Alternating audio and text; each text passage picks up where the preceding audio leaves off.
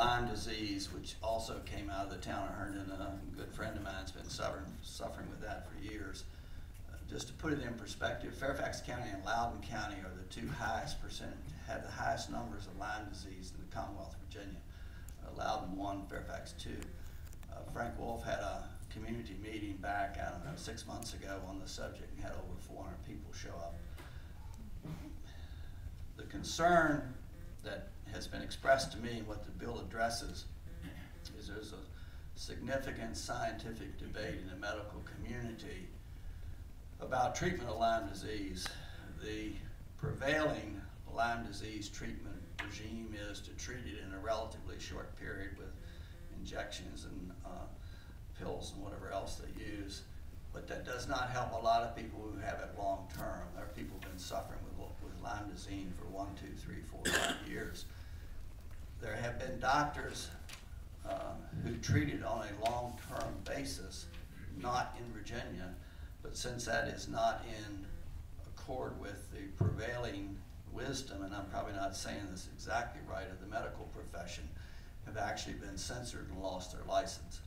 So what the bill says in a nutshell is that as long as they're doing these treatments long-term in accordance with standard and accepted and good medical practice, the Board of Medicine cannot come after them. It's going to be very controversial.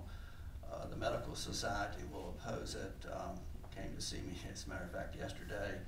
But there's an awful lot of interest in the bill, and I'm picking up a lot of co-patrons on it. The direct question was, what's the outlook for it? I don't know, 50-50 maybe, something like that.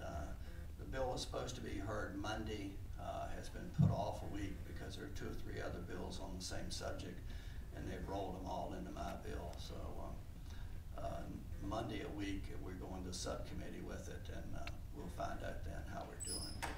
Supervisor John Faust has joined us. I see John. We introduced other elected officials. Does that help? That's sort of where we are. The governor's already said we're not going to talk about transportation during the next 60 days. And alluded to possibly having a special session. How can we not talk about transportation? The thing that I don't understand, Tom, we've talked about this for a long time. The gasoline tax hasn't been changed since 1984, 85. From what I understand now, it's not even generating enough revenue to pay for the maintenance of the roads we drive on. And it is a user tax, and let's face it, everybody who comes through the state pays it if they fill up with gasoline. You all have any predictions about where we're going to go, how we can not do some kind of revenue enhancement?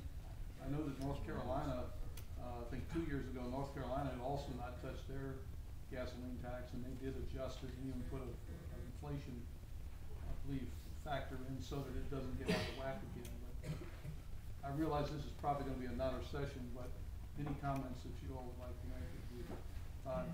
Well, I don't want to dominate this thing, but the question was, is there any hope, this is my words, not Richard's, is there any anticipation to do anything serious on transportation in this session? The answer is no.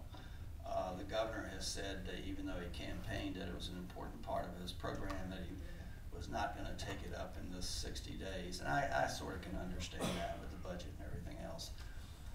He has, let me restate that, a number of his advisors and people pretty close to him have indicated to me pretty strongly that he will have a special session on transportation probably this fall.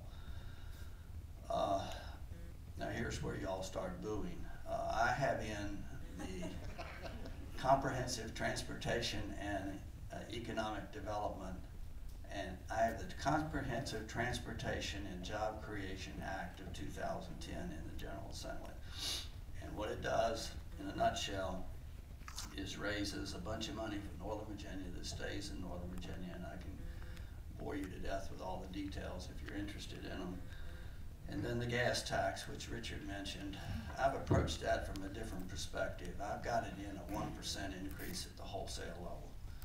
It increases 1% a year for 5 years, and then it's a percentage. That's the problem with what happened in 1986. It was a percent per gallon.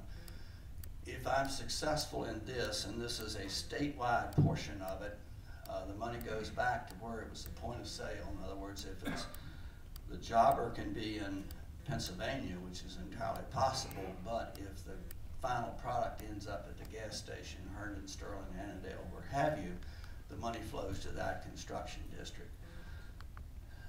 When that is implemented, if and when that is implemented over 5 years, we will not quite match what we've lost in inflation and depreciation since 1986. The problem in a nutshell, and Richard's exactly right, we're taking about $500 million right now per year out of construction and moving it into maintenance, and that's the issue. And the bill is, the chief patrons are me, Joe May, who is chairman of the Transportation Committee in the House, and Vivian Watts, who's a Democrat from the Annandale area, and former Secretary of Transportation. So it's a truly bipartisan bill, and the three of us have spent an incredible amount of time on this thing. What we're hoping will happen is that this becomes a marker for Northern Virginia. So if and when we have a session this fall, this can be a major part of the discussion on transportation.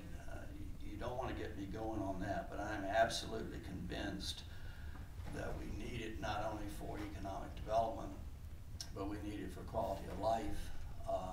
And if we don't do, Howard Hughes has told me if they knew the transportation problem was as bad as it is, they would not have come to Loudoun County. We're beginning to get to that point right now. Janet mentioned I never can say it. Ignite. I mean, we're going to have to give them $22.5 million to come here. Now, I think it's a good deal, and I actually voted for it either Wednesday or Thursday in a subcommittee I'm on. But some of that, we're still fortunate we're attracting people, but if we don't do something about transportation, that's probably going to end. So the hope is that this bill, and there's some others floating around, this is probably the most significant one. I don't know what's over in the Senate. If and when we have a special session, this will be on the table.